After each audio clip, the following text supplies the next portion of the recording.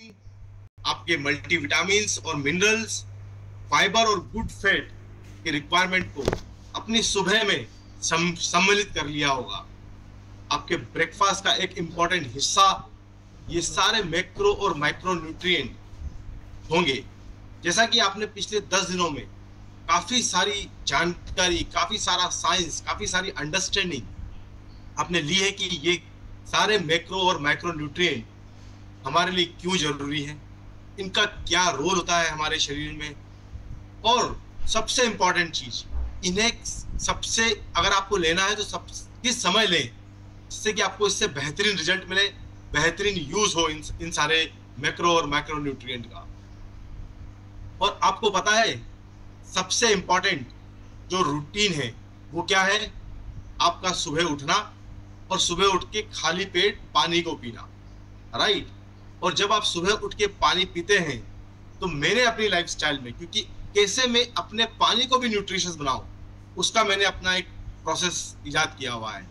तो मैं अपना जो वाटर है, जो फर्स्ट मॉर्निंग वाटर है, उसके अंदर अपने फाइबर को, न्यूट्रलाइट फाइबर को ऐड करके रखता हूँ, सो दैट कि जैसे ही मैं सुबह उठूं मैं सबसे पहले वो पानी पीऊं जो कि ऑलरेडी न्यूट्रिशियस हो चुका है विद द फाइबर।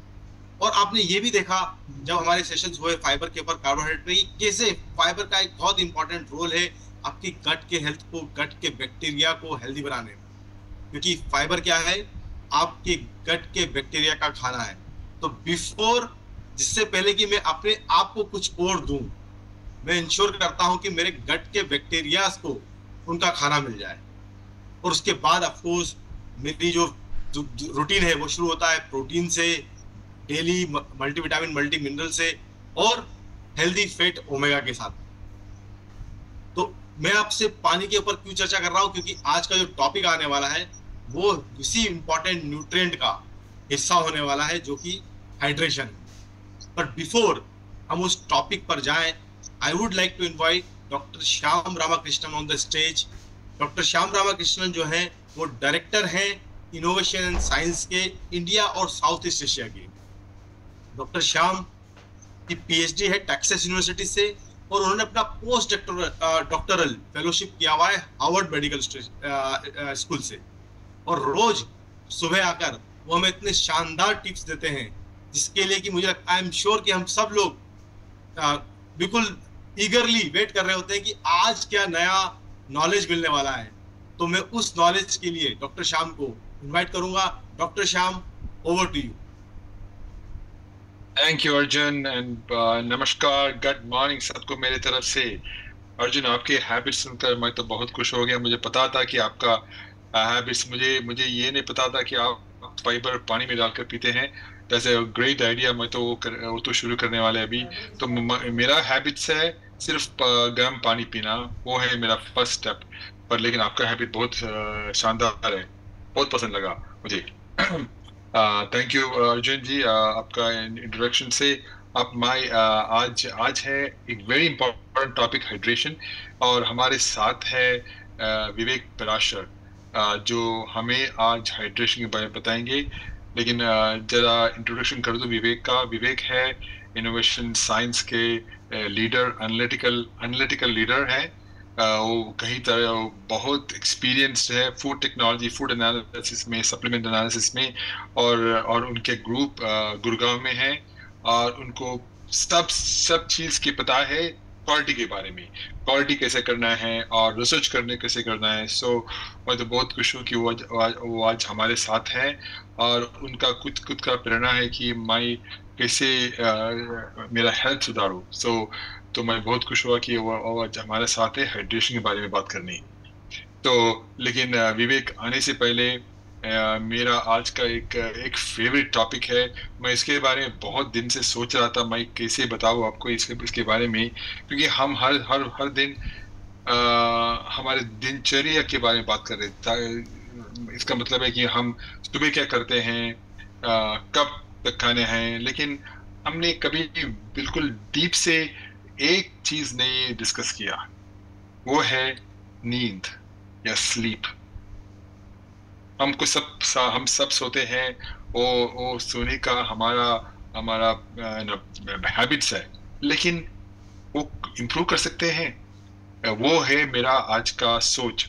तो मैंने क्या किया, मैंने जब रिसर्च किया उसके बारे में, और मुझे क्योंकि स्लीप कितना इम्पोर्टेंट, क्योंकि वो हमारे क्रोनोबायोलॉजी के ऊपर बहुत संबंध, गहरा संबंध है, उनका रिलेशनशिप बहुत स्ट्रांग है। क्योंकि हम उठते हैं और हमारे सर्काडियन रिदम शुरू होते हैं वहाँ हमारे ब्रेन के, और वहाँ से हमारे दिन के पूरे हार्मोन सब शुरू होते हैं। फिर रात को मेलाटोनिन होते हैं और हमें नींद आती है, राइट। तो हमें नींद डिस्टर्ब करने के लिए बहुत चीज है, क्या सब है, हमारे टीवी है, बच्चे हैं, और फिर हमारे फोन्स है, सब हमें नींद से हमारे नींद चुराते हैं, राइट। तो उससे बचने के लिए हम तो स्मार्ट बनना पड़ेगा। लेकिन जरा रूल्स है स्लीप के लिए, मैंने इसके बारे में रिसर्च भी किया, बहुत सारी स्टडीज है स्लीप के ऊपर। तो क्वालिटी स्लीप के प्रोफाउंड इम्पैक्ट पर हम बात करेंगे। तो पहले रूल है कंसिस्टेंसी। अच्छी नींद एक वाइब्रेंट हेल्थी लाइफ की फाउंडेशन है। तो रिसर्च कहती है कि सही मात्रा में नींद हमारी वेलबीइंग को ट्रांसफॉर्म कर सकते हैं। ओके, पहला रूल है कंसिस्टेंसी। इसका मतलब क्या है, स्टडीज दिखाते हैं कि जो लोग रेगुलर बेड टाइम मेंटेन करते हैं उनकी हेल्थ बेहतर होती है। अभी हम कभी 10 बजे सोते हैं, हम कभी 9 बजे सोते हैं, हम कभी 11 बजे सोते हैं। तो ये स्टडी दिखाते हैं कि अगर आपके बेड टाइम रेगुलर होते हैं, आपका बॉडी, आपका सर्काडियन रिदम बहुत खुश होगा, राइट।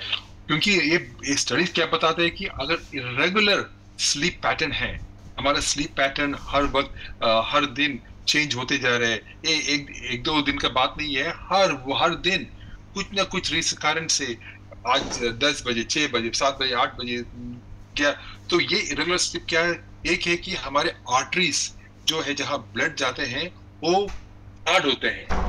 तो और फिर कार्डियोवैस्कुलर डिसीज का आते हैं, प्रॉब्लम आते हैं, फिर मूड डिसऑर्डर्स का प्रॉब्लम आते हैं, ये सब इसका कारण बन सकती है। तो ये सब रिसर्च ने बताया है। तो एक बात है कि आपके बेड टाइम को फ्रीक्वेंटली शिफ्ट नहीं करना, सिर्फ वो हैबिट रखना कि हम अगर 10 बजे सोते हैं तो हर दिन 10 बजे, 10 साढ़े 10 बजे वही है मेरा सोना है, राइट। तो ये कमिटमेंट करें कि हर रात सिमिलर अमाउंट ऑफ रेस्ट लें। फिर दूसरी बात यह है कि आपके स्लीप एनवायरनमेंट बहुत सारे चीज होते हैं। आपका कितना साउंड आते हैं बाहर से, और फिर डार्कनेस, आपका कर्टन्स टाइट है ताकि बाहर से लाइट ना आए।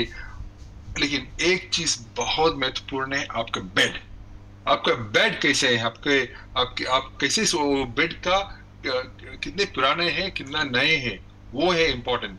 तो एक स्टडी दिखाया था कि अगर आपके बेड मीडियम फर्म, मीनिंग ज्यादा हार्ड नहीं, ज्यादा सॉफ्ट भी नहीं, राइट, तो मीडियम फर्म बेड होता, तो अगर वो है तो आपका बॉडी का जो मस्कुलोस्केलेटल पेन है, आपका मसल में जो पेन होते हैं, आपका स्केलेटल सिस्टम में पेन होते हैं, वो इम्प्रूव होते हैं, और आपका स्लीप का क्वालिटी भी इम्प्रूव होते हैं। ये एक स्टडी दिखाया था। तो मैंने सोचा मैं आपसे एक बात करूं। मुझे याद है कि 20 साल पहले या 25 साल पहले मेरे एक दोस्त एक चीज बोला मुझे अभी भी याद है, क्योंकि आपकी जिंदगी दो चीज में बिताते हैं, एक है बेड, दूसरे है जूते। तो उसने बहुत सही बताया कि हम जिंदगी दो चीज में लेटे रहते हैं, एक है बेड और दूसरे हम चलते रहते हैं जूते। तो वो दोनों चीज आप अच्छी तरह खरीदो, अच्छी क्वालिटी का खरीदो, ओके। तो वो दूसरी चीज। तीसरे रूल है टाइमिंग ऑफ मील्स। आपको पता है मील्स का टाइमिंग क्या है, तो अब क्या और कब खाते हैं ये भी रोल प्ले करते हैं, इसके रोल भी प्ले करते हैं, राइट। तो बेड के जस्ट पहले खाना आपकी नींद डिस्टर्ब कर सकता है। तो अपना आखिरी मील बेड टाइम से कम ओके, कम से कम 2 घंटे पहले लेने की कोशिश करें। वो है एक तीसरा रूल। फोर्थ रूल है, इंटरेस्टिंग रूल है कि कार्बोहाइड्रेट्स आपका डाइट भी बहुत इन्फ्लुएंस करते हैं। और एक 27 स्टडीज, ऑलमोस्ट 20 स्टडीज से ज्यादा स्टडीज दिखाया है कि अच्छी तरह कार्बोहाइड्रेट्स मींस कि उसका मतलब क्या होता है कि कॉम्प्लेक्स कार्बोहाइड्रेट्स हो वो आपके नींद को बहुत अच्छी तरह इंप्रूव करते हैं। तो कार्बोहाइड्रेट का बहुत इंपॉर्टेंट रोल है। आपने सुना होगा 2 दिन पहले कार्बोहाइड्रेट्स एंड फाइबर, उसमें फाइबर है बहुत इंपॉर्टेंट। तो फिर मेरा लास्ट एक पॉइंट है, वो तो बहुत टाइम ले लिया आज। एक पॉइंट है क्योंकि ये पॉइंट बहुत इंपॉर्टेंट है, आपकी उम्र का लंबाई, लॉन्जिविटी, राइट। अभी रिसेंट रिसर्च कहती है कि आपकी स्लीप क्वालिटी आपके जीने की उम्र का एक स्ट्रॉन्ग प्रेडिक्टर है। वो बताते हैं कि आपकी क्वालिटी अच्छी नहीं है, आपकी उम्र ज्यादा नहीं है। आपकी क्वालिटी अच्छी है, आपकी उम्र ज्यादा होगा। साइंटिस्ट ने 1 लाख से ज्यादा 170,000 से ज्यादा लोगों का डेटा रिव्यू किया ताकि समझ सके कि आपके स्लीप बिहेवियर्स और हैबिट्स, सिर्फ कितना सोए नहीं, वो नहीं, आपके स्लीप बिहेवियर्स और हैबिट्स आपके हेल्थ, डिसीज रिस्क और लॉन्जिविटी को कैसे अफेक्ट करते हैं, राइट। जो लोग अच्छे स्लीपर्स थे उन्होंने 5 साल ज्यादा जिया। 30% कम चांसेस था कि कोई कुछ रीजन मरने के कोई रीजन का 30% कम हो गया, और ऑलमोस्ट 20% उनका कम था कार्डियोवैस्कुलर डिसीज के, और फिर 20% कम था उनके कैंसर से मरने के लिए। देखो, ये है स्लीप का इतना इंपॉर्टेंट इंपैक्ट, राइट। तो मैं ये मेरा सोच खत्म करूंगा आज। इन कंक्लूजन सिर्फ मेरा यही है कि रेगुलर स्लीप पैटर्न्स को प्रायोरिटाइज करें, एक अच्छी मैट्रेस में इन्वेस्ट करें, मील टाइम पर ध्यान दें और एक हेल्थी डाइट मेंटेन करें। बस यही था मेरा सोच टीम। चलिए मिलेंगे अब हमारे प्यारे विवेक से। Vivek, stage is yours. Thank you doctor Shyam, and good morning आप सभी को। शुभ प्रभात, नमस्ते। डॉक्टर श्याम, आपकी की हुई सारी बातें मॉर्निंग न्यूट्रिशन को साथ लेते हुए अपनी हेल्थ एंड वेलबींग को बेहतर बनाने के हर दिन बताए हुए नुस्खे हम सभी की बहुत मदद करते हैं।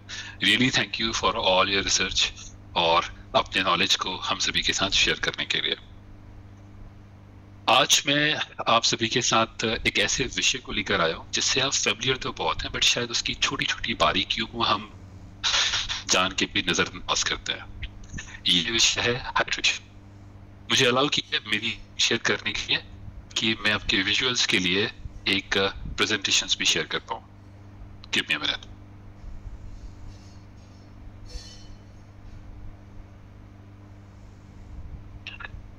मोहित, आप कंफर्म करें मेरी स्क्रीन अगर विजिबल है तो।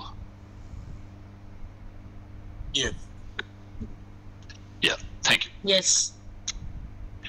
तो पिछले कुछ दिनों से आप लोग लगातार सर्कैडियन रिदम और क्रोनोबायोलॉजी, क्रोनो न्यूट्रिशन के बारे में पढ़ रहे हैं। आपने fibre, carbohydrates, protein, fat, micronutrients जिसमें कि विटामिन एंड मिनरल्स आते हैं, उनका रिलेशनशिप, उनका सिंक्रोनाइजेशन भी क्रोनोबायोलॉजी के साथ समझा। इस पूरे डिस्कशंस में हमने पिछले कुछ दिनों में ये जाना कि अगर हम हमारे न्यूट्रिशन को सुबह के वक्त लेते हैं तो दिन में किसी भी और वक्त के मुकाबले उसका एब्जॉर्प्शन बॉडी में ज्यादा होता है। हमें से कई लोगों को अक्सर शिकायत रहती है कि हम खाते तो बहुत है बट हमारे शरीर को लगता नहीं, और कुछ लोगों को शरीर में बहुत जल्दी लगता है। खाना कई बार एक सा खाने के बाद भी हम लोगों के शरीर की मेटाबॉलिक रेट अलग अलग होते हैं और उसमें खाना खाने के टाइम का बड़ा रोल प्ले होता है। इसीलिए बहुत जरूरी है कि हम अपने खाना खाने के टाइम को नियमित रखें, मॉर्निंग न्यूट्रिशन को बरकरार रखें और सर्काडियन रिदम को रेस्पेक्ट करते हुए उसके साथ एक सिंक्रोनाइजेशन बिल्ड करते चलें। इन सभी में एक और तत्व जिसे आज हम डिस्कस करने वाले हैं वो है hydration. Hydration, okay okay, first thing is, अच्छा पहले एक छोटी सी डेफिनेशन में फर्क समझते हैं। कई बार हम हाइड्रेशन को पानी समझते हैं और पानी को हाइड्रेशन समझते हैं, या कितना वाटर इनटेक किया। कई बार हमने वाटर इनटेक बहुत किया होता है, पर हमारी बॉडी में हाइड्रेशन या हमारी बॉडी में पानी की पर्याप्त मात्रा फिर भी नहीं होती। आज इस पूरे डिस्कशन के दौरान हम ये समझेंगे कि हाइड्रेशन क्यों जरूरी है, हाइड्रेशन के माध्यम क्या है, किस वक्त हाइड्रेशन या किस वक्त हमारे लिए पानी पीना जरूरी है, पानी पीने के फायदे क्या हैं, हम हमारे पानी पीने के तरीके इम्प्रूव करने के साथ साथ हमारी स्लीप को कैसे बेहतर कर सकते हैं, जिसके बारे में आज डॉक्टर श्याम ने भी बात की। आप अपने पॉइंट्स नोट डाउन करते चलें, क्योंकि ये लर्निंग्स आपके बहुत काम आने वाली है। सबसे पहला सवाल मेरा ये है कि आर यू ड्रंक इनफ? क्या आपने पर्याप्त मात्रा में पानी पिया हुआ है? वो लोग जो ड्रंक इनफ से उत्साहित हैं, उनको मैं बताना चाहता हूँ कि आपकी इवनिंग पार्टी के बारे में नहीं है, ये है दिन भर आपकी पानी की मात्रा जो आपके शरीर में रहती है। प्लीज अपने चैट बॉक्स में मुझे बताइए, अपने चैट बॉक्स के थ्रू ये बताते रहिए कि क्या आप पर्याप्त मात्रा में पानी पीते रहते हैं। रमेश जी ने बताया यस, बहुत बढ़िया। और अगर मैं बात करूं हर उन लोगों के बारे में, अब्दुल्ला जी ने बताया यस, दुर्गा सर ने बताया yes, okay great, good to see these responses. अच्छा, जब हम बात करते हैं कि हम पर्याप्त मात्रा में कोई काम करते हैं, पर से हम पानी पर्याप्त मात्रा में पीते हैं, या हम पर्याप्त मात्रा में एक्सरसाइज करते हैं, या हम पर्याप्त मात्रा में पढ़ाई करते हैं, इस पर्याप्त की परिभाषा क्या है? आप में से कई लोगों के लिए परिभाषा इतनी होगी, आप में से कई लोगों के लिए इतनी होगी। कोई 20 यूनिट को पर्याप्त मानता होगा, कोई 30 यूनिट को पर्याप्त मानता होगा। तो ये सवाल करना और स्टैंडर्डाइज करना बहुत जरूरी है कि पर्याप्त कितना। इस पर्याप्त को अगर हम देखें, सबसे अगेन सेकंड सवाल मैं आपसे पूछना चाहता हूं कि कितना पानी आपके शरीर में पाया जाता है, आपके शरीर का कितना प्रतिशत भाग पानी से बना हुआ होता है। अपने चैट बॉक्स में प्लीज मुझे बताइए, मैं आपके रिस्पॉन्सेस का वेट कर रहा हूं। ओके, आपने रंजन जी ने बताया 5 लीटर, ओके, ज्ञान दर्शन जी ने बताया 3 लीटर, गुड। हम सभी के लिए, जैसा हमने समझा, हम सभी के लिए पर्याप्त की परिभाषाएं अलग हो सकती हैं।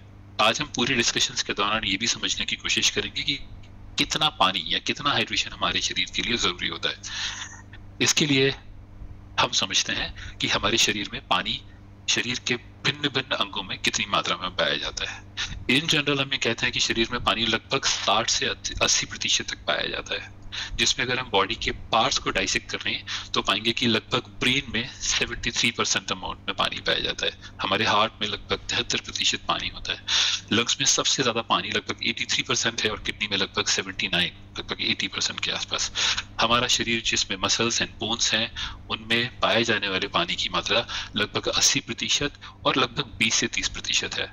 हमारी स्किन, जो कि हमारी बॉडी का अपर सरफेस बनाता है, उसमें भी लगभग 64 से 65% पानी है।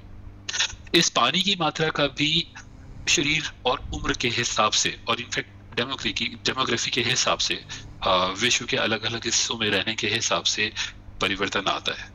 जैसे जब इन्फेंट होते हैं, जब हम इस धरती पे आते हैं, बच्चे होते हैं, तब लगभग हमारे शरीर में पाए जाने वाले पानी की मात्रा 80% होती है, लगभग 78% होती है। जैसे जैसे हम उम्र में बढ़ते जाते हैं, ये पानी की मात्रा का स्तर थोड़ा कम होता जाता है। इसके मूलतः 2 रीजन है, या कह सकते हैं 3 रीजन। जैसे हमारी बॉडी में बड़े होने के साथ बोन्स डेवलपमेंट ज्यादा होता है, मसल मास में भी कमी आती है।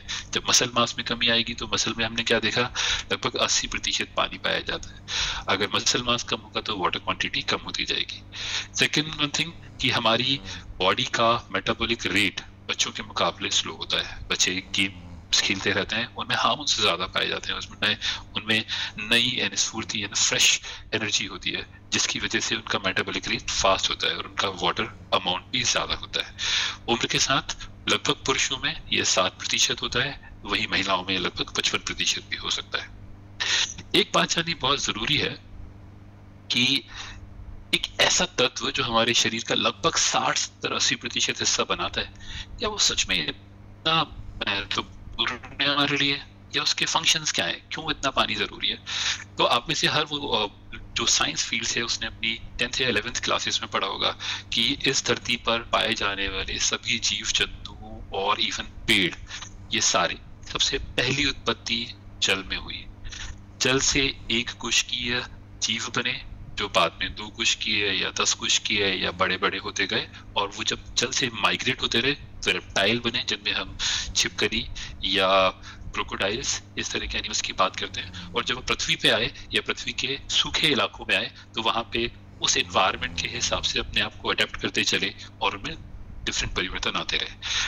तो जीवन का सबसे मूल आधार पानी है, और अगर हम हवा की बात करें तो पानी वो दूसरा तत्व है जिसके बिना आप लंबे वक्त तक जिंदा भी नहीं रह सकते। इसीलिए पानी के फंक्शंस को समझना बहुत जरूरी है। बहुत छोटे छोटे फंक्शंस हैं जिन्हें आप डेली बेसिस पे समझते हैं, जानते हैं, बट शायद आपकी कॉन्शियसनेस, आपकी अवेयरनेस में वो नहीं रहते। जैसे आपकी आईज में टीयरी फ्लूइड रहता है, आप कंटिन्यूसली अपनी आईज ब्लिंक करते रहते हैं ताकि आपकी आईज में एक नमी बनी रहे। आपके नोज में म्यूकस होता है, आपके माउथ में सलाइवा होता है जो खाने को डाइजेस्ट करने में आपकी मदद करता है।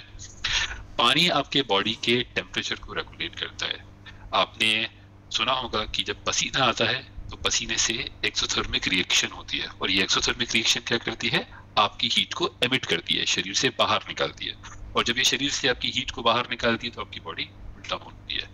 पानी हीट को अब्सॉर्ब करता है, तो अगर ज्यादा हीट होती है तो पानी आपके शरीर के अंदर हीट को अब्सॉर्ब करता है और इस तरह से टेम्परेचर को रेगुलेट करता है। आपने जो भी खाया, हम अभी बात कर रहे थे कि हम जो भी तत्व खाते हैं क्या वो हमारे शरीर को सच में लगते हैं, उनका ट्रांसपोर्टेशन कैसे होता है। आपने खाना खाया, स्टमक में गया, स्टमक में वो डाइजेस्ट हुआ, डाइजेस्ट होकर उसमें से जब वो इंटेस्टाइन में जाता है वहां से न्यूट्रिएंट्स इंटेस्टाइन के थ्रू एब्सॉर्ब होने लगे और ब्लड में आता है। ब्लड में लगभग 60% पानी पाया जाता है। ब्लड का सबसे मेजर एक कंस्टिट्यूएंट जो है वो पानी होता है, और इसी ब्लड के थ्रू आपके सारे न्यूट्रिएंट्स स्टमक या इंटेस्टाइन से सेल या सेल वॉल तक ट्रेवल करते हैं। इसीलिए इनके एब्सॉर्प्शन के लिए भी पानी का बहुत रोल है। अगर आप अर्ली मॉर्निंग में, अर्जुन ने जैसे बताया, फाइबर वैसे भी गट के लिए ठीक होता है, डॉक्टर श्याम ने बताया गर्म आप पानी पीते हैं, अगर आप पानी पीते हैं तो आपको कॉन्स्टिपेशन की बीमारी नहीं होगी, वो शिकायत आपकी हमेशा के लिए दूर हो जाएगी। 2 वजह से, एक तो ये इंटेस्टाइन को फ्लश करने का काम करता है, क्लीन करने का काम करता है। सेकेंड वन थिंग, जब आप पानी पीते हैं तो आपके स्टमक के अंदर भी ये पीएच बैलेंस का काम करता है, क्योंकि यूजुअली एसिडिटी क्यों होती है, क्योंकि हमारे स्टमक के अंदर का पीएच कम हो जाता है। सामान्यतः एम्प्टी स्टमक का पीएच 1.2 के आसपास होता है, बट जब हम पानी से उसको तर करते हैं तब यही पीएच लगभग 3 से 4 हो जाता है। जितना न्यूट्रल साइड पीएच होगा उतना ही हम बेहतर महसूस करेंगे, उतनी ही हमें कॉन्स्टिपेशन की शिकायत कम होगी।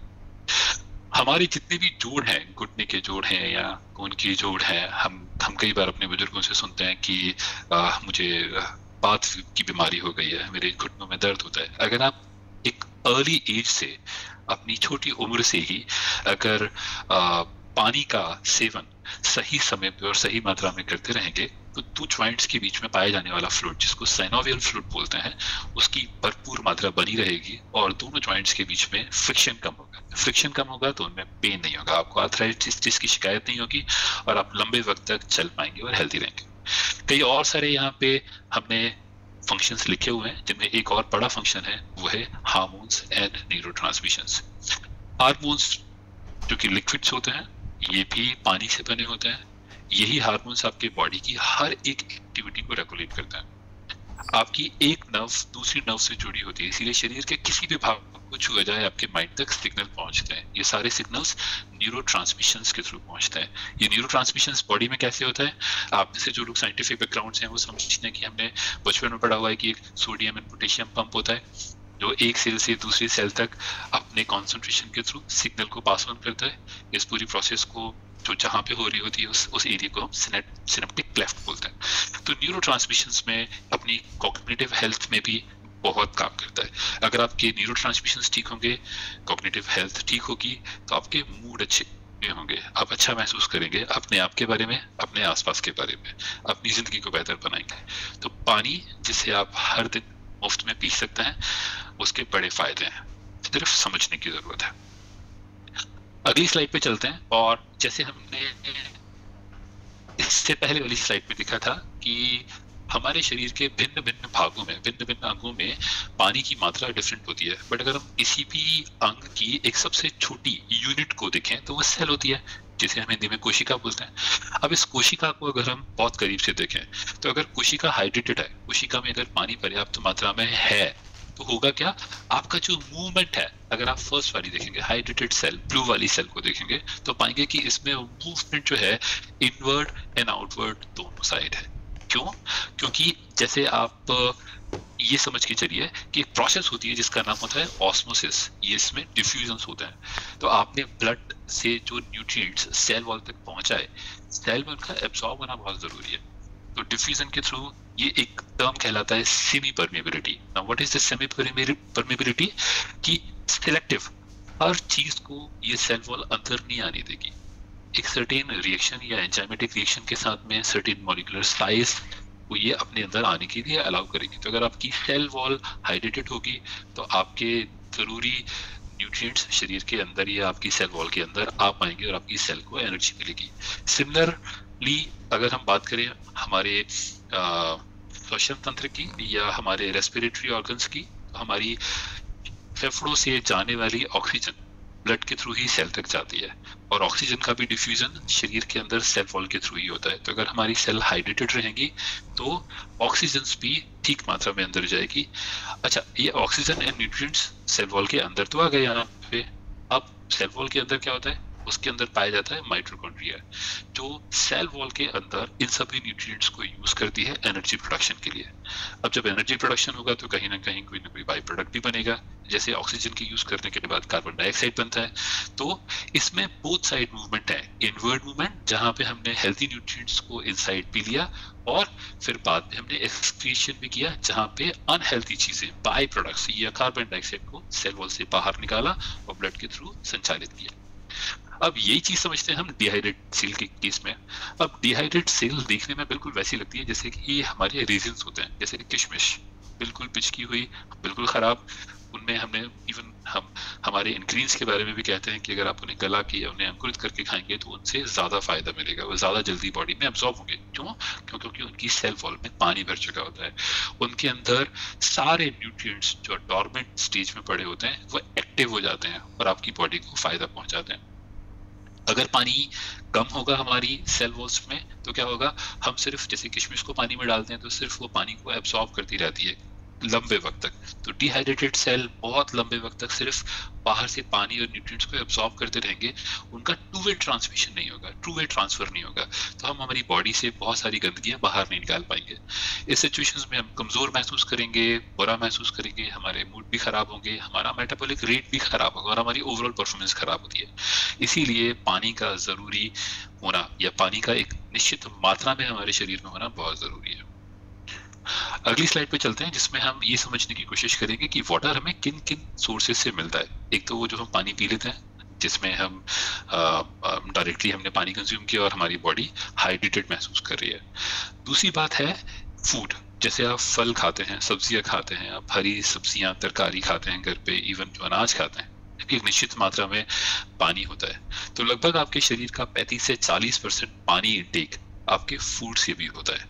और कई बार आप मेटाबॉलिक वाटर, अच्छा ये मेटाबॉलिक वाटर थोड़ा सा नया टर्म होता है कई लोगों के लिए, बट जैसे आप समझें कि कार्बोहाइड्रेट की सबसे स्मॉलेस्ट यूनिट क्या है, ग्लूकोज। अब ये ग्लूकोज क्या होता है, जब ज्यादा मात्रा में होता है तो ये ग्लूकोज आपके शरीर में ग्लाइकोजन की फॉर्म में डिपॉजिट हो जाता है, जिसे आप बाद में एनर्जी के रूप में यूज कर लेते हैं। ये जो ग्लाइकोजन के फॉर्म में जो जनरेट जो शुगर या ग्लूकोज जमा होता है, ये हाइड्रोलिसिस की वजह से होता है। इसमें से एक पानी का मॉलिक्यूल अगर हम ग्लूकोज से बाहर निकालते हैं तो एक कंडेंस मॉलिक्यूल में कन्वर्ट हो जाता है और ग्लूकोज बन के आपकी बॉडी में जमा हो जाता है। तो इस तरह की मेटाबॉलिक रिएक्शंस के थ्रू भी थोड़ा सा पानी जनरेट होता है, जो होता है बहुत कम क्वांटिटी में। जैसे हमने यहाँ पे अगर देखा तो लगभग 5 से 10% पानी। तो इस तरह से ये हमने एक जनरल फिगर बताने की कोशिश की है कि पानी का इंटेक या हाइड्रेशन आपकी बॉडी कहाँ से रिसीव करती है। बट जिस तरह से शरीर एक ऐसी मशीनरी है, दुनिया की सबसे कॉम्प्लेक्स और सबसे सुंदर मशीनरी है जो भगवान ने बनाई है। जितना हम इंटेक कर रहे होते हैं उतना ही हम बाहर एक्सक्रीट भी कर रहे होते हैं। तो पानी का बहुत बड़ा अमाउंट, हम लगभग 60 से 70% भाग पानी का यूरिन के थ्रू बाहर निकालते हैं। हमारे स्टूल में भी लगभग हम 2 से 3% पानी बाहर निकालते हैं। उसके अलावा हम पसीने के रूप में पानी बाहर निकालते हैं। तो शरीर में जितना पानी आ रहा होता है उतना ही पानी लगभग बाहर जा रहा होता है। यही वजह है कि जब पानी का यूटिलाइजेशन हमारे शरीर में जिस तरह से होता है, पानी का लॉस हमारे शरीर से जिस तरह से होता है, इसी की वजह से हमें प्यास भी लगती है। ना एक बड़ी मजेदार बात है प्यास को लेके। शरीर में आपके दिमाग में एक छोटी सी सेल पाई जाती है जिसे हम हाइपोथैलेमस बोलते हैं, जो कि पिट्यूटरी ग्लैंड से बिल्कुल लगी होती है। अब ये जो पिट्यूटरी ग्लैंड से लगी हुई हाइपोथैलेमस है, ये आपकी भूख और प्यास दोनों को नियंत्रित करती है। मजेदार बात इसमें यह है कि कई बार हमें लग रही होती है प्यास, बट हम मान के चल रहे होते हैं भूख, क्योंकि खाना खाने में मजा आता है, हमारी जुबान को स्वाद आता है, तो हमारे सेंसेशंस हमें अट्रैक्ट करते हैं कि ओके खाने ही खा लेते हैं। तो कई बार आपको भूख लग रही होती है और आप कंफ्यूज हो रहे होते हैं कि प्यास लग रही होती है और आप कंफ्यूज हो रहे होते हैं कि आपको भूख लग रही होती है और आप खाना खाते रहते हैं। किसी न किसी वजह से लगभग 30 से 40% की वाटर इनटेक आपकी फूड की वजह से भी होती है। तो थोड़ा बहुत आपको पानी भी मिल जाता है तो आप अपने आप को और कॉन्फिडेंट महसूस करते हैं कि हाँ शायद मुझे सच में भूख ही लग रही थी। ये कंफ्यूजन्स के कंसिक्वेंसेस बहुत खराब हैं, इनके परिणाम बड़े खराब हैं। जैसे आप एक तो डिहाइड्रेशन आपको होने लगेगा। अगर आपको डिहाइड्रेशन होने लगेगा तो आप जो खाना खाएंगे, खाना खाने से मिलने वाले पानी के साथ साथ आप कैलोरी इनटेक बहुत कर लेंगे। अगर आपका कैलोरी इनटेक ज्यादा होगा तो आप वेट गेन भी करेंगे। आप अपने ब्रेन सिग्नल्स को मैनिपुलेट करना शुरू कर देंगे, क्योंकि आपका ब्रेन आपको सिग्नल दे रहा होगा पानी के और आप खा रहे होंगे खाना। इसीलिए बहुत जरूरी है कि हम माइंडफुल रहें, हम अपने बॉडी सिग्नल्स को ठीक से रीड कर पाए। हम सबका कॉन्शियस होना बहुत जरूरी है। हम जितने कॉन्शियस होंगे अपने शरीर को, अपनी भावनाओं को, अपने मन को, अपने विचारों को और अपने एनवायरनमेंट को जितना बेहतर समझेंगे, हम उतनी बेहतर जिंदगी गुजारेंगे। एक और भी प्रॉब्लम है आजकल मॉडर्न लाइफस्टाइल में, हम अक्सर मंचिंग करते रहते हैं, जहां हमने चिप्स, बिस्किट्स, कुकीज, छोटा मोटा कुछ न कुछ खाते रहते हैं। इस तरह के खाने से भी हम हमारे डाइजेस्टिव जूसेस को कंटिन्यूसली रिलीज करते रहते हैं और हमें भूख लगातार लगती रहती है। कई बार आपने देखा होगा कि जिन दिनों आप खाना ज्यादा खा रहे होते हैं उन दिनों आपको भूख भी ज्यादा लग रही होती है, क्योंकि आपके डाइजेस्टिव जूस उन दिनों में ज्यादा निकल रहे होते हैं। इस तरह से आप ओवरवेट हो जाते हैं, आप कंटिन्यूसली डिहाइड्रेशन के शिकार हो जाते हैं, आपका कैलोरी इंटेक बढ़ जाता है। और इसको दूर करने के लिए, इस कंफ्यूजन को दूर करने के लिए मेरे पास 4 ऑप्शंस हैं। इन 4 ऑप्शंस को बहुत ध्यान से सुनिए और समझें। नंबर 1, हम सभी जानते हैं कि खाना पचने में लगभग 4 से 6 घंटे लगते हैं। तो अगर आपको खाना खाने के बाद 4 से 6 घंटे के अंदर अगर आपको भूख के सिग्नल मिल रहे हैं, तो आप सबसे पहले तो अपने आप को क्वेश्चन करें कि नहीं, खाना तो मैंने खाया है। खाना खाने के बाद अगर ये सिग्नल्स हैं तो निश्चित ही पानी के होने चाहिए, और उस समय आप लगभग 1 गिलास पानी पिए और 15 से 20 मिनट वेट करें। फिर अपने आप की बॉडी सिग्नल्स को दोबारा रीड करने की कोशिश करें।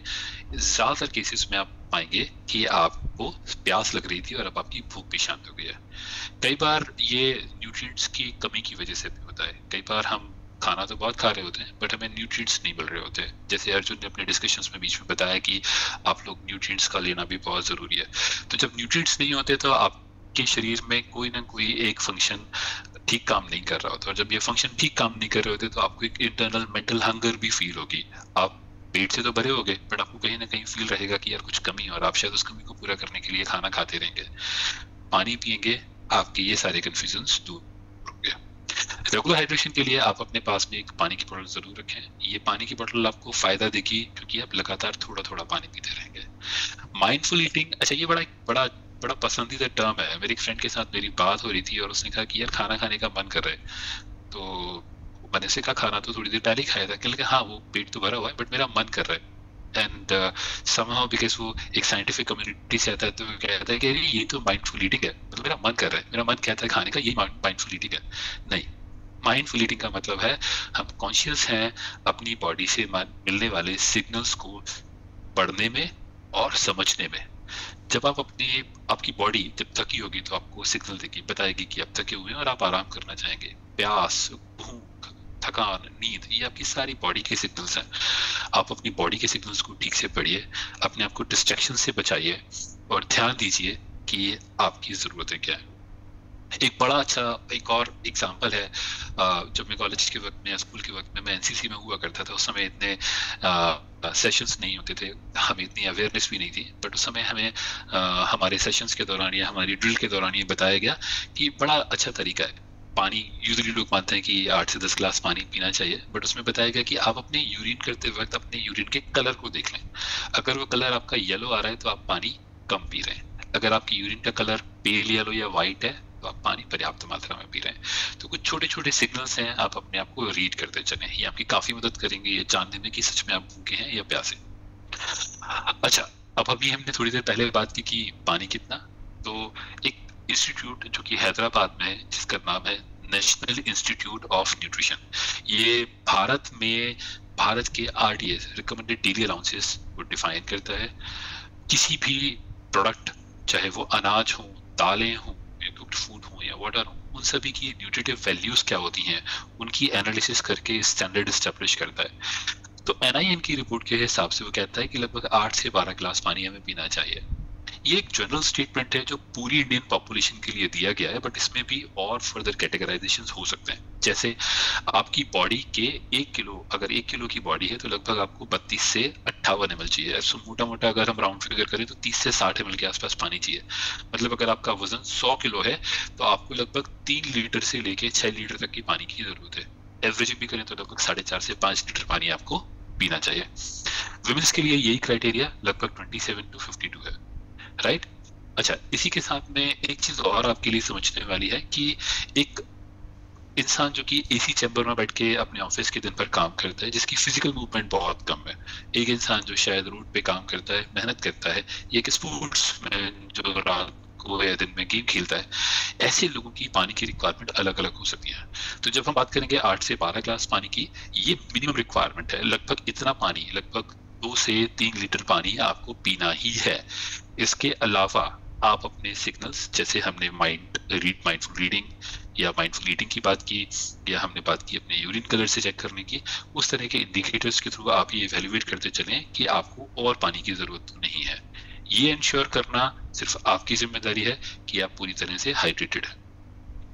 अपने पानी को कुछ दिन पहले फिर अर्जुन की बात मुझे याद आई। अर्जुन ने अपने शुरुआती इंट्रोडक्शन टाइम पे कहा था कि हमें हमारे पानी को खाने की तरह खाना चाहिए। इसका एक्चुअली मतलब क्या है, इसी को अगर हम 4th पॉइंट से भी रिलेट करना चाहें तो टेक सिप, है ना, वर्सेस चगिंग। हम जैसे पानी को ग्लास लिया और गट गट करके पूरा पानी पी गए, ये बड़ी गलत हैबिट है। नंबर 1, इससे बॉडी बैलेंस खराब होता है। सेकंड वन थिंग, ये बॉडी में जो फ्लूइड बैलेंस है, फ्लूइड का एक सर्टेन pH भी होता है, तो हम बॉडी के फ्लूइड के pH बैलेंस को भी खराब करते हैं। कई बार ये हमारी किडनी को ओवर प्रेशराइज भी करता है, क्योंकि इसको आप बिल्कुल ऐसे समझ सकते हैं जैसे कि बारिश के दिनों में पूरे महीने भर बारिश नहीं हुई, किसी एक दिन बारिश हुई और झमाझम बारिश हुई, सारा पानी नलियों के थ्रू बह गया, आपकी जमीन ने उसको एब्सॉर्ब कुछ भी नहीं किया।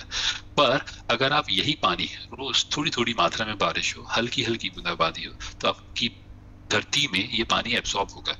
तो जब आप पानी सिप करके पीते हैं, थोड़ा थोड़ा पानी थोड़े वक्त के बाद पीते हैं, तो आपके शरीर को ज्यादा लगता है, शरीर में ज्यादा एब्सॉर्ब होता है और ये वेस्ट नहीं होता, किडनी पर भी लोड कम पड़ता है। इसी तरह से आप अपने पानी के साथ साथ अपने फ्रूट्स एंड वेजिटेबल्स के इंटेक को खाने में बढ़ा सकते हैं, तो खाने से मिलने वाले हाइड्रेशंस की भी पर्याप्त मात्रा आपको मिलती रहेगी। एक बड़ा अच्छा फैक्ट है कि जब हम बात करते हैं हाइड्रेशन की, तो हाइड्रेशंस में सोर्सेज क्या क्या हो सकते हैं। क्या पानी एक लौता सोर्स है? तो नहीं। कई लोग हाइड्रेट, कई लोग कोल्ड ड्रिंक्स जाके पियेंगे और कहेंगे कि हम तो हाइड्रेट हो गए। मेरे फ्रेंड ने बड़ी अच्छी बात बोली, वो बोला कि मैं छोटे छोटे पैक बनाता हूँ, उसमें अल्कोहल कम होता है तो मेरा पानी इंटेक बढ़ जाता है। No, all these things are not good. ये सारे हमें बहाने अपने आप से दूर करने होंगे। हमें समझना होगा कि अल्कोहल आपको डिहाइड्रेट करता है, ना कि हाइड्रेट। हमें समझना होगा कि ये जो एरिएटेड ड्रिंक्स हैं, जिनको आप सोडा बोलते हैं, कोला बोलते हैं, ये आपके शरीर के लिए ठीक नहीं। शुगरी ड्रिंक्स, कई सारे फ्रूट जूसेस भी जो मार्केट में आजकल मिलते हैं, वो शुगरी ड्रिंक्स होते हैं। बड़ा अच्छा फैक्ट है, जैसे आप लोग तो एक हेल्थ एंड वेलनेस कम्युनिटी से आते हैं, आप लोग प्रोडक्ट्स के लेबल्स को रीड करना शुरू करें। अगर आप एप्पल जूस पीते हैं तो आप एप्पल जूस के पीछे एप्पल कंटेंट को देखें। लगभग 15% एप्पल जूस होता है, बाकी लगभग 85% उसमें पानी होता है। अगर आप क्रैनबेरी जूस जो आपको मार्केट में मिलता है उसे देखेंगे उसकी बोतल पे, तो लगभग 20 से 25% क्रैनबेरी जूस होता है, लगभग 75 से 80% उसमें पानी होता है। तो आप एक्चुअली पानी पी रहे होते हैं। और आप ये भी सरप्राइज करें कि पूरे इंडिया में किसी भी कोने में किसी भी सीजन में अगर आप ये ड्रिंक्स पी रहे हैं, इनका स्वाद एक ही आता है, क्यों? क्योंकि ये बहुत हाईली प्रोसेस्ड होते हैं। ये हाईली प्रोसेस्ड हाइड्रेशन के मेथड्स ठीक नहीं है, आपको इन्हें अवॉइड करना चाहिए। आपको क्या करना चाहिए? सबसे बेहतर और दुनिया में यूनिवर्सल डाइल्यूएंट या यूनिवर्सल सॉल्वेंट या यूनिवर्सल ड्रिंक क्या है? पानी। पानी पीना चाहिए। पानी की अगर आपको एंटीऑक्सीडेटिव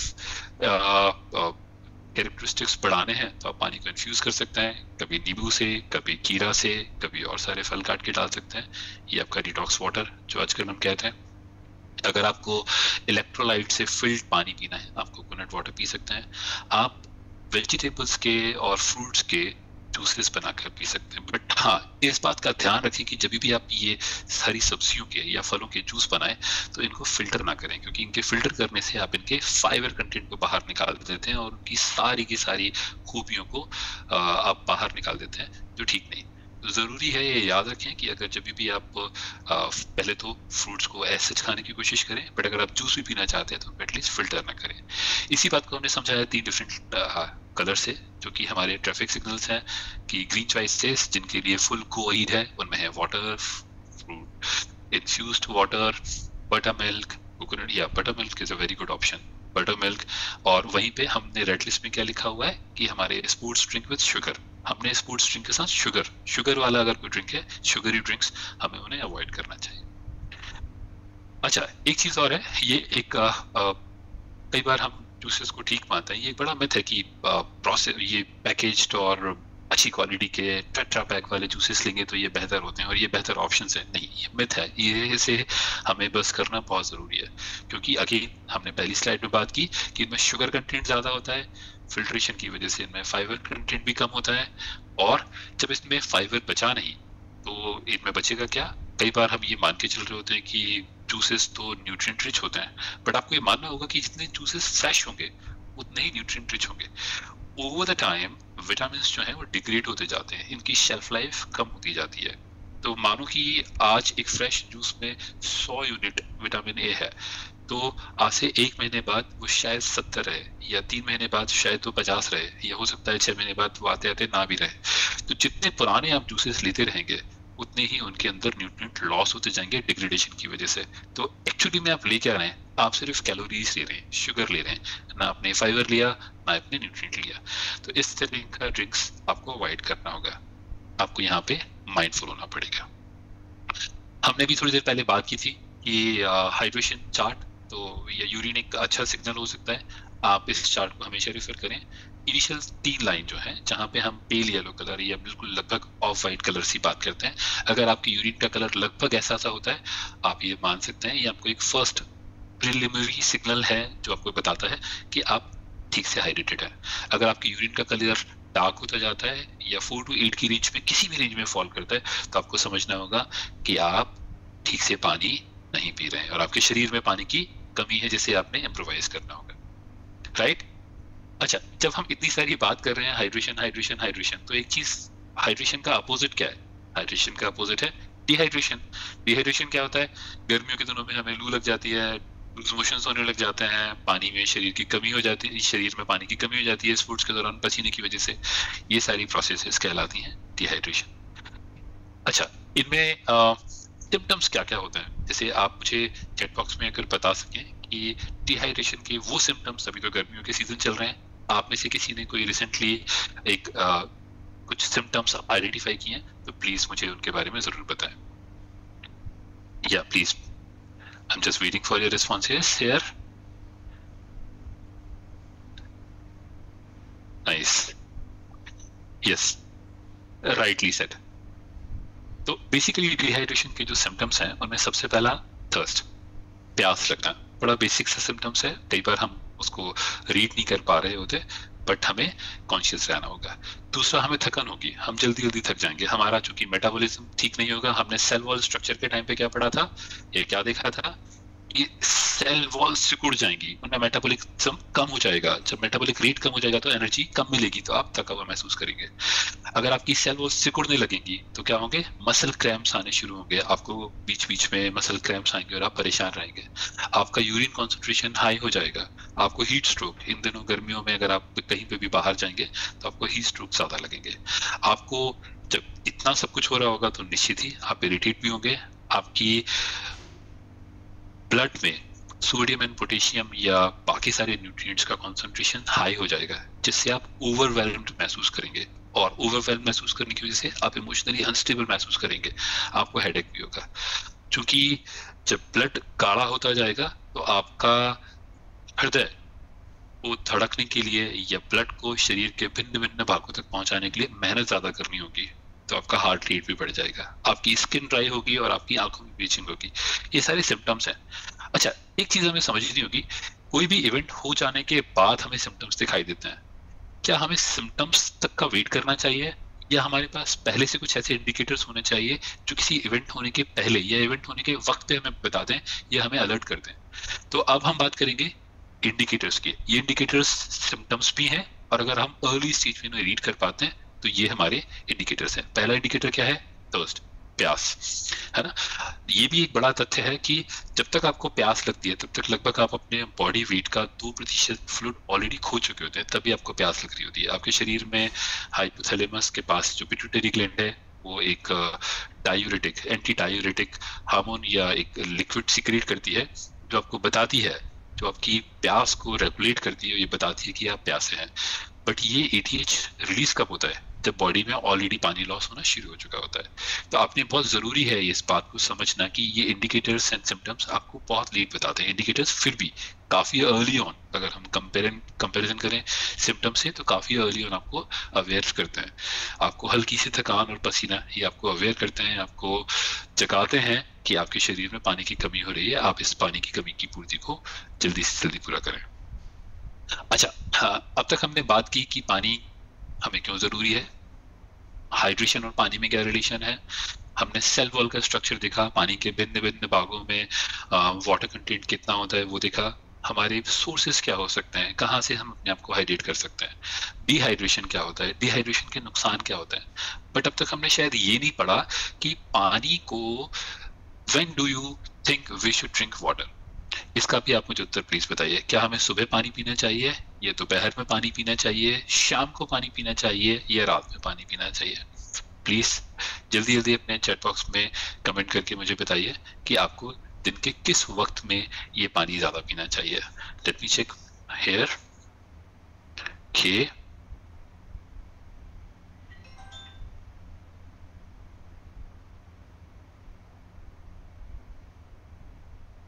दिन में पी सकते हैं, या हमें पानी दिन भर पीना चाहिए, हमें से कई लोगों ने ये भी कमेंट किया हुआ है। राइट, तो बहुत जरूरी है कि हम दिन भर ही पानी से अपने आप को हाइड्रेटेड रखें। बट अगर हम पानी सुबह पीते हैं, इसका की जिक्र हमारे आयुर्वेदा में भी किया है, इसे हम उषा पान बोलते हैं। उषा मीन्स जब दिन की पहली किरण या सूर्य की सुबह सुबह जो पहली किरण आती है उनको हम उषा बोलते हैं। पान मीन्स जल पान, जल का पान, पान मीन्स खाना। तो जब हम सुबह पहली किरण के साथ पानी पीते हैं तो उसके कई सारे फायदे हैं। इसीलिए ये बताया गया है कि खाना खाने के लगभग 30 मिनट पहले और खाना खाने के बाद लगभग 1 घंटे बाद तक हमें पानी नहीं पीना चाहिए, और हमारा पहला पानी जो है सुबह पीना चाहिए। जब हम सुबह सुबह पानी पीते हैं तो ये हमारी पूरी रात भर के जमा हुआ टॉक्सिन्स हमारी शरीर से बाहर निकालने में मदद करता है, हमारी डाइजेशन को इम्प्रूव करता है, हमारी सेल वॉल को एनरिच करता है और मेटाबॉलिज्म को फास्ट करता है, जिससे हमारे शरीर में हमें एनर्जेटिक महसूस होता है और हमारे दिन की शुरुआत पूरे जोश खरोश के साथ होती है। इसी तथ्य को अगर हम बात समझना चाहें, यही तीनों बातें यहाँ पे अलग अलग तरह से लिखी हुई हैं, जिनमें हम बात करते हैं कि जैसे इंसान के शरीर में बेसिकली हम मानते हैं कि 5 तत्व होते हैं, या जैसे अग्नि, वायु, धरती, आकाश। ये जो सारे तत्व हैं, इन्हीं तत्वों के कॉम्बिनेशन से बनता है वत, पित्त एंड कफ। वात, पित्त एंड कफा। कफा मीन्स म्यूकस, कफा बॉडी के लिक्विड्स जो होते हैं, जो कि जल और धरती के कॉम्बिनेशन से बनता है। पित्त जो कि अग्नि एंड वायु के कॉम्बिनेशन से बनता है। जहाँ वायु होती है और वायु के साथ आकाश होता है, वहाँ वाता ज्यादा होता है। आपने सुना होगा कि बुजुर्गों में एक शिकायत, अगेन हमने पहले भी बात की थी, कि बुजुर्गों में जॉइंट्स में पेन होने लगता है, उनकी बॉडी में मसल्स पेन ज्यादा होता है, और वो कहते हैं कि वो बाय आ गई, तो लगभग उनके शरीर में वायु की अधिकता हो गई है। यंग बच्चों में जो 18-19 साल के, 20 साल के, 14-15 साल के होते हैं, जिनमें हार्मोनल चेंजेस थोड़े ज्यादा हो रहे होते हैं, उनमें पित्त की मात्रा ज्यादा हो जाती है, और इस पित्त की मात्रा से उनमें कई बार उनको उनकी स्किन पे आपको रैशेस दिखाई देंगे, स्किन पे पिंपल्स ज्यादा दिखाई देंगे, उनमें क्रोध ज्यादा होगा, गुस्सा ज्यादा होगा, जोश ज्यादा होगा। जो बच्चे होते हैं, छोटे बच्चे, इन्फेंट्स जो होते हैं, उनमें कफा ज्यादा होता है, उनमें म्यूकस ज्यादा होता है, बॉडी लिक्विड ज्यादा होते हैं, इसीलिए उनकी स्किन काफी ग्लोइंग होती है, काफी सॉफ्ट होते हैं, काफी सुंदर होते हैं और काफी लुभावने होते हैं। तो ये अलग अलग जो कैरेक्टरिस्टिक्स हैं, अलग अलग दोषास हैं, ये आपकी बॉडी में अलग तरह के सिम्टम्स देते हैं। किसी भी एक तरह के सिम्टम्स का हावी हो जाना आपके शरीर के लिए ठीक नहीं, आपके पूरी ओवरऑल हेल्थ के लिए ठीक नहीं। तो अगर आप सुबह के वक्त पानी पीते हैं तो ये तीनों दोष को रिमूव करता है, इन तीनों में एक हार्मनी, एक सिंक्रोनाइजेशन बिल्ड करता है। ये सिंक्रोनाइजेशन आपकी ओवरऑल वेलबींग के लिए ठीक होता है। जठर अग्नि, जिसे हम कहते हैं पेट की आग, जो कि खाना पचाने में मदद करती है, अगर आपने सुबह अर्ली मॉर्निंग पानी लिया हुआ है तो ये आपके डाइजेस्टिव सिस्टम को इम्प्रूव करता है, जठर अग्नि को बढ़ाता है, जो भी आप खाना खाते हैं वो इजीली डाइजेस्ट होता है और आपके शरीर को पूरी तरह से लगता है। पूरी रात भर के जमा हुए टॉक्सिन्स, क्योंकि रात भर हम जब इनएक्टिव होते हैं तो बॉडी में कई सारी मैकेनिज्म चलते रहते हैं और उनके टॉक्सिन्स धीरे धीरे बॉडी में डिपॉजिट होते रहते हैं। जब हम अर्ली मॉर्निंग में पानी पीते हैं तो ये पानी हमारे टॉक्सिन्स को एलिमिनेट करने में, हमें रिफ्रेश करने में, हमें बेहतर महसूस करने में हमारी हेल्प करता है। इन्हीं आयुर्वेदिक तथ्यों को या इन्हीं आयुर्वेद के सिद्धांतों को आजकल मॉडर्न स्टडीज ने भी प्रूव किया हुआ है। तो एक 2003 में स्टडी की गई, बॉशमैन एंड स्टिंगर ने की। उन्होंने ये बताया कि अगर आप लगभग 500 ml, लगभग आधा लीटर पानी सुबह खाली पेट उठते ही अगर पिए तो ये आपके शरीर के मेटाबॉलिक रेट को लगभग 30% बढ़ा देता है। अब आप खुद सोचिए, जो एनर्जी आज आप इस वक्त महसूस कर रहे हैं, लगभग इसमें 30% का इजाफा हो जाए तो आप क्या कुछ नहीं कर सकते। आप अपनी दिनचर्या को बेहतर बना सकते हैं, आपके मूड हैप्पी होंगे, आप अपनी हैप्पीनेस को इंक्रीज कर सकते हैं, आप अपनी पर्सनल एंड फैमिली लाइफ को ठीक कर सकते हैं, आप अपने काम को बेहतर मैनेज कर सकते हैं, और अगर आप बाकी अपने सराउंड के सारे लोगों के मुकाबले बेहतर फंक्शन करेंगे तो आप तरक्की की राह पे भी जाएंगे। एक और स्टडी है जिसने डिटॉक्सिफिकेशन या बॉडी को रिफ्रेश करने के बारे में आयुर्वेदा को समर्थन दिया, जो 2010 में की गई, पॉपकिंस ने। उन्होंने ये बताया कि सर्काडियन रिदम से इसका बहुत रिलेशनशिप है। तो जहां बॉडी, पूरी की पूरी बॉडी सुबह सूर्य की किरणों के साथ अपने आप को दिन के लिए तैयार कर रही होती है, उस समय अगर आप अपनी बॉडी में न्यूट्रिएंट्स के साथ अगर पानी की मात्रा को बढ़ाएं तो ये आपके कॉर्टिसोल को भी ऑप्टिमाइज करता है। कॉर्टिसोल एक ऐसा हार्मोन होता है जो स्ट्रेस को मैनेज करने में काम करता है, और सुबह के वक्त इसकी वैल्यू लगभग 10 ppm के आसपास होती है। 10 पार्ट पर मिलियन आपके शरीर में ये पाया जाता है। तो सुबह के वक्त आप फ्रेश महसूस करते हैं, कॉर्टिसोल को ये रेगुलेट करता है, आपको फ्लश करता है और आपकी बॉडी को और आपके मन को बेहतर महसूस कराता है। एक और बहुत अच्छी स्टडी है, ये आप में से वो सभी लोग जो अपने मॉर्निंग न्यूट्रिशन के दौरान एक वेट रिडक्शन का कमिटमेंट लेके आए हैं, ये शायद उनके लिए भी बड़ी फायदेमंद बात है। आप खाने के लगभग 30 मिनट पहले अगर आप 500 ml पानी ब्रेकफास्ट के दौरान, या ब्रेकफास्ट से 30 मिनट पहले, लंच से 30 मिनट पहले और डिनर से 30 मिनट पहले अगर आप लेते हैं, और ये लगातार अगर आप 8 वीक तक करते हैं, तो आपके BMI को इम्प्रूव करता है, आपके बॉडी वेट को घटाता है, आपके विसरल फैट को कम करता है और आपकी ओवरऑल एपेटाइट को रेगुलेट करके उसे ऑप्टिमाइज करता है। कम होगी तो उसे बढ़ाता है और ज्यादा होगी तो उसे कम करके एक नियमित जोन में लाकर रखता है। तो आपकी ओवरऑल एपेटाइट एंड डाइजेशन को इम्प्रूव करता है।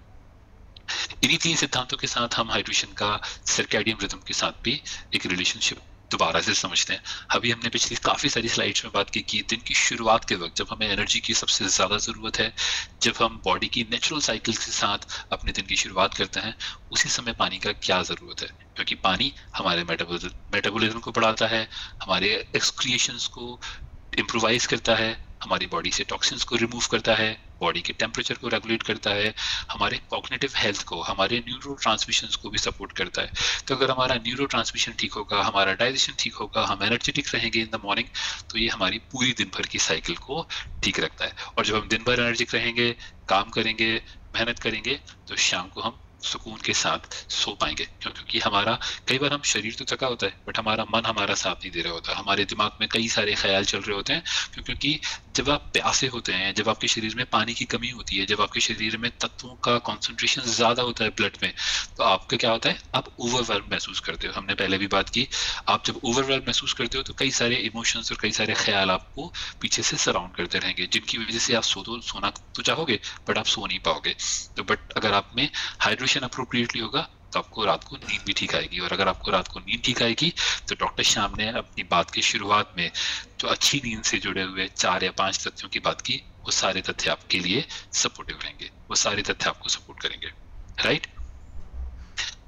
यही बात हम दोबारा से एक और स्टडी के थ्रू इसको वैलिडेट करते हैं, वेरीफाई करते हैं, जो स्टडी की गई बेंटन एंड यंग ने। इन्होंने भी बताया कि अगर आप स्लीप बेहतर करना चाहते हैं तो अपने आप को हाइड्रेट करना होगा दिन के दौरान।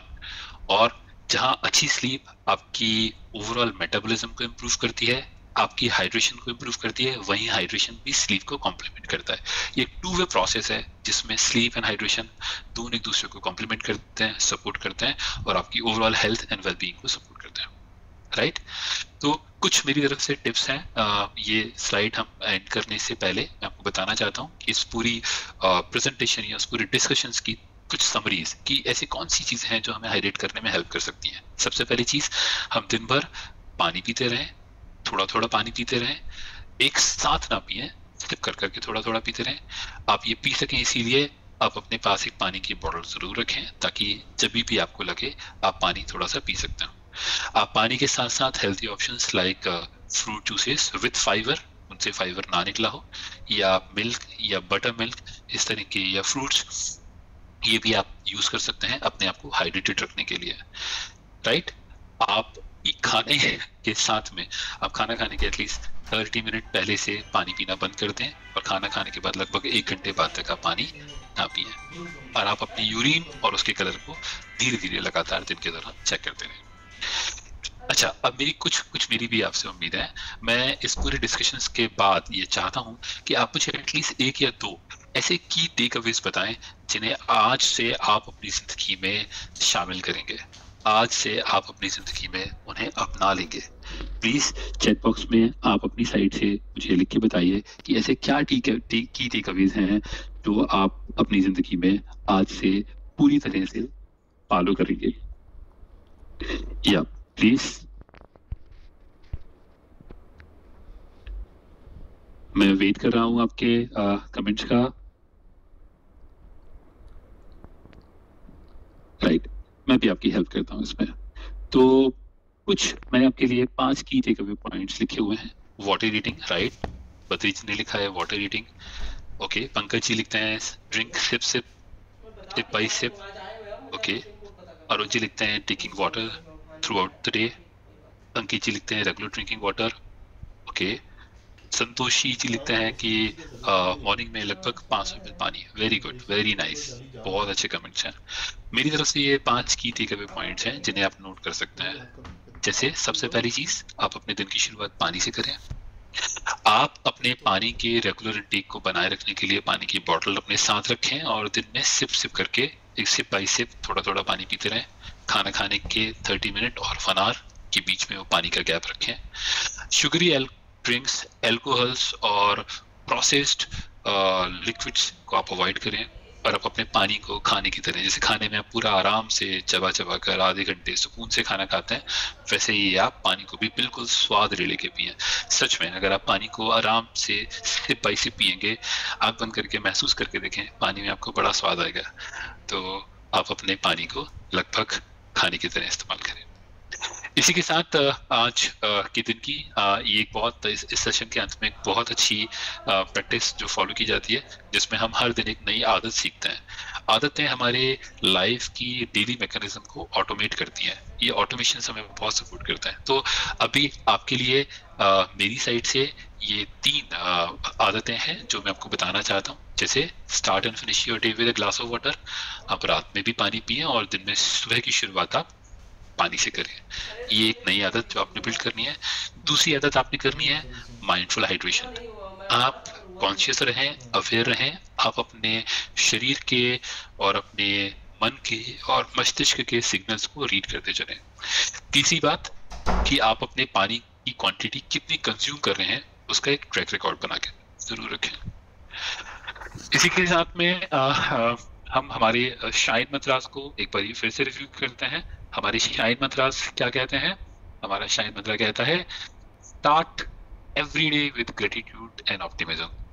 आप इस धरती पे हैं, ईश्वर का शुक्रिया अदा करें, अपने पूर्वजों का, अपने गुरुओं का, अपने कुल का, इस ब्रह्मांड